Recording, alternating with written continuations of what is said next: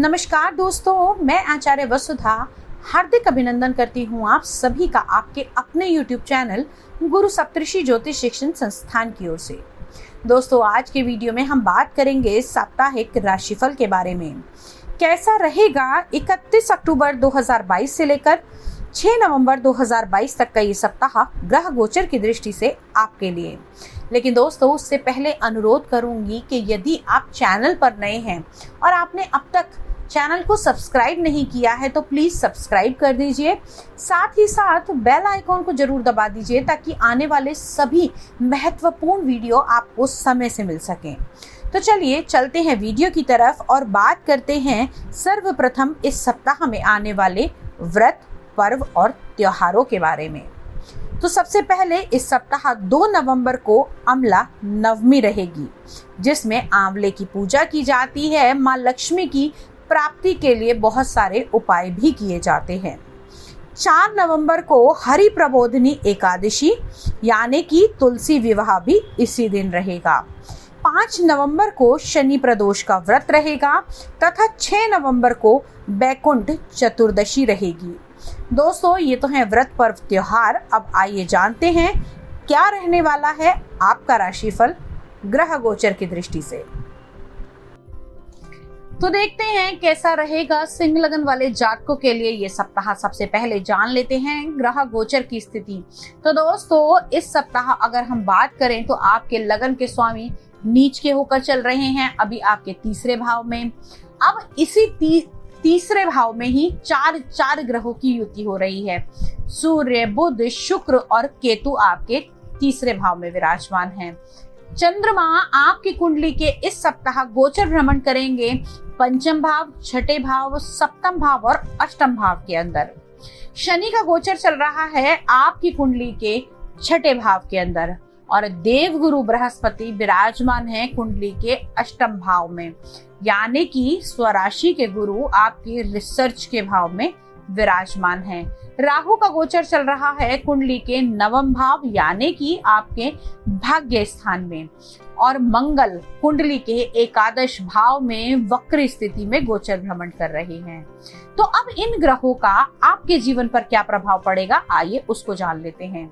लगन के स्वामी अभी नीच होकर विराजमान है, लेकिन इनकी नीचता को भंग भी कर रहे हैं शुक्रदेव स्वराशि के होकर विराजमान हैं। तो हेल्थ से जुड़ी हुई इतनी ज्यादा प्रॉब्लम्स का आपको सामना नहीं करना पड़ेगा, लेकिन अगर फिर भी कोई आपको प्रॉब्लम आ रही है तो आपको इस समय में आदित्य हृदय स्तोत्र का पाठ करना चाहिए। साथ ही साथ यहीं पर अगर आपको बोन्स की प्रॉब्लम है या फिर मैं कहूँ सर्वाइकल की प्रॉब्लम है तो आपको बहुत अधिक ध्यान रखना चाहिए। उसके लिए आप बिल्कुल भी अवॉइड मत कीजिए, सूर्य को अर्घ दीजिए। साथ ही साथ जब भी आप सूर्य को अर्घ दें, कोशिश कीजिए कि सुबह उगता हुआ सूर्य हो और आप 5 से 10 मिनट सूर्य की रोशनी में अवश्य बैठें और सूर्य के मंत्रों का जाप करें। इससे आपको हड्डियों में मजबूती आएगी और कहीं ना कहीं आपको जो जॉइंट से जुड़ी हुई अगर कोई प्रॉब्लम चल रही है तो वो भी सॉर्ट आउट होती हुई दिखाई देगी। अब बात कर लेते हैं अन्य ग्रहों के बारे में। अब यही आपकी कुंडली के तीसरे भाव में अगर हम बात करें, यही तीसरा भाव आपकी कम्युनिकेशन का, आपकी किसी प्रकार की छोटी मोटी यात्राओं का, आपके दोस्तों का, मित्रों और संबंधियों का है। वहां पर स्वयं खुद की ही राशि में शुक्र विराजमान है। तो किसी प्रकार की आप लोग घूमने का प्लानिंग कर सकते हैं, दोस्तों के साथ जा सकते हैं, या फिर मैं कहूँ इस समय में यात्राएं जो रहेंगी ना वो बड़ी आपको परेशान करने वाली यात्राएं होंगी। आप जाएंगे तो सही किसी गेट टुगेदर के लिए, लेकिन जितना आप एक्सपेक्ट करके जाएंगे आपको उतनी ज्यादा खुशी उससे नहीं मिल पाएगी। अब बात करते हैं आपकी कुंडली के चतुर्थ भाव के बारे में, यानी कि आपके सुख के स्थान के बारे में। तो भाई इस समय में इच्छाओं की पूर्ति तो होना निश्चित है, क्योंकि सुख के भाव के चतुर्थ भाव के स्वामी आपके एकादश भाव में यानी कि इच्छा पूर्ति के भाव में बैठे हैं। जो लोग किसी प्रकार का बिल्डिंग मटेरियल का, कंस्ट्रक्शन का, प्रॉपर्टी का, स्पोर्ट्स का, इन सब जुड़ा हुआ चीजों से जुड़ा हुआ अगर काम करते हैं तो आपके लिए ये सप्ताह बहुत ही शुभ रहने वाला है, क्योंकि मंगल जो वक्र स्थिति में है तो अभी आपकी कुंडली के दशम भाव में भी गोचर करेंगे और दशम भाव का भी फल देंगे। तो इससे आपको लाभ की प्राप्ति होगी और साथ ही साथ आपके कार्य के अंदर, आपके कार्य करने की क्षमता के अंदर भी बढ़ोतरी होती हुई दिखाई देगी। अब बात कर लेते हैं आपकी कुंडली के पंचम भाव की। पंचम भाव यानी कि आपकी प्रेम का, आपकी शिक्षा का, आपकी प्रॉपर्टी की से जुड़े हुए, अगर आप किसी प्रकार की शेयर मार्केट से जुड़े हुए हैं, जुआ, सट्टा इत्यादि, वैसे तो ये चीजें नहीं करनी चाहिए, लेकिन जो लोग किसी प्रकार की ब्रोकरेज का काम करते हैं उन लोगों के लिए इस सप्ताह में थोड़ा सा आपको ध्यान रखने की आवश्यकता है। किसी भी प्रकार का बड़ा इन्वेस्टमेंट करने से 10 बार पहले सोचें, लेकिन साथ ही साथ अगर मैं ये कहूं कि अगर इन्वेस्टमेंट कुछ करने भी जा रहे हैं तो अगर आप सप्ताह के एंड में इसको करते हैं तो थोड़ा सा आपके लिए बेनिफिशियल हो सकता है। हालांकि एक तरफा तो मैं ये कहूंगी कि कुछ बड़ा इन्वेस्टमेंट आप अभी कीजिए ही मत। हाँ, अब बात कर लेते हैं इसी पंचम भाव से प्रेम संबंधों के बारे में। तो आपके प्रेम के स्वामी, आपके पंचम भाव के स्वामी, शिक्षा के स्वामी अभी आपके अष्टम भाव में यानी कि मृत्यु के भाव में विराजमान है। तो कहीं ना कहीं आपको ठोकर तो लगवाएगा, लेकिन इन्हीं ठोकरों से आपको सोचना समझना आएगा।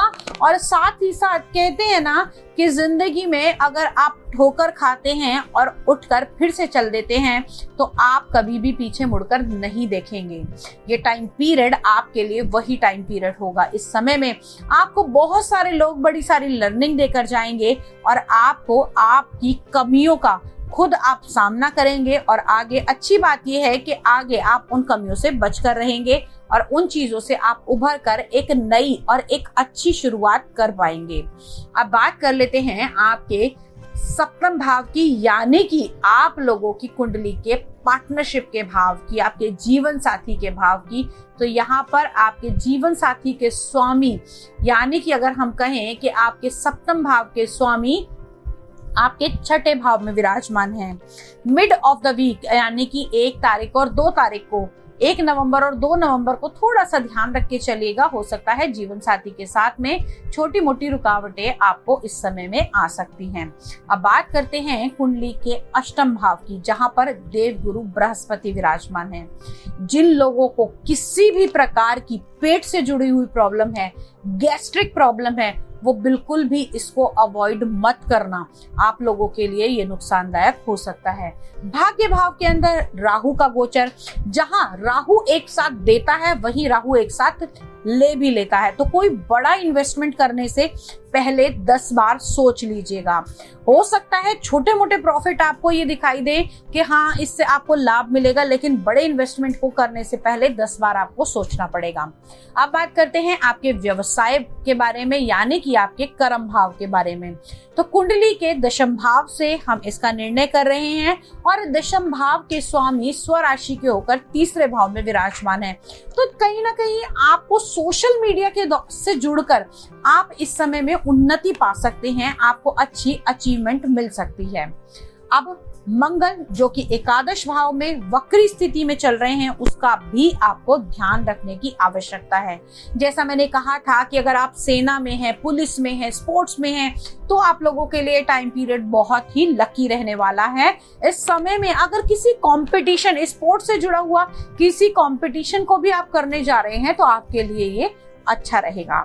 अब बात कर लेते हैं कि लकी नंबर कौन सा होगा और लकी कलर। लकी नंबर आपके लिए रहने वाला है नंबर 9 और लकी कलर आपके लिए रहेगा गोल्डन येलो। दोस्तों, ये तो था राशिफल आपकी राशि का, लेकिन हर व्यक्ति की अपनी अलग इंडिविजुअल कुंडली होती है जिसके अनुसार उसके ग्रह, नक्षत्र और दिशाएं होती हैं।